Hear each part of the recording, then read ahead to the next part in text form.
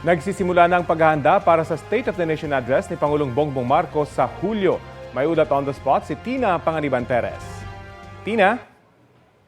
Rafi, nagsagawa ngayong umaga ang Presidential Security Command ng inspeksyon at walkthrough sa Kamara bilang paghahanda sa ika-4 na State of the Nation Address ni Pangulong Bongbong Marcos.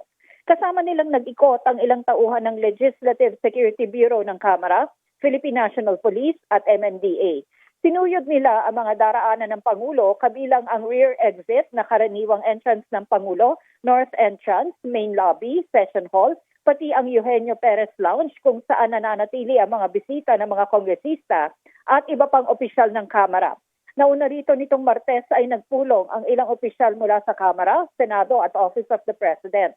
Kasama sa mga napag-usapan ang panawagan ni House Secretary General Reginald Velasco sa Presidential Communications Office na maghanda sa pagkalat ng maling impormasyon online. Tiniyak naman ni PCO Secretary J. Ruiz na pinaghahandaan na nila ito. Mamayang hapon naman inaasahang magsasagawa ng sariling inspeksyon at walkthrough ang mga tauhan ng Kamara.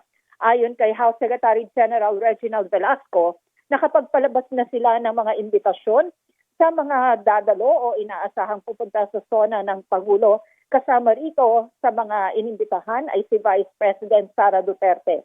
Pero ayon kay SecGen, nagpadala na raw ng sulat ang Office of the Vice President na hindi dadalo ang Vice Presidente. Pero ayon kay Velasco, patuloy pa rin ang paghahanda ng Kamara para sa posibleng pagdating ng Vice Presidente, kabilang ang paglalaan ng upuan para sa kanya sa VIP area sa Session Hall at pagkakaroon ng holding room para sa Vice Presidente at mga magiging kasama niya. Rafi?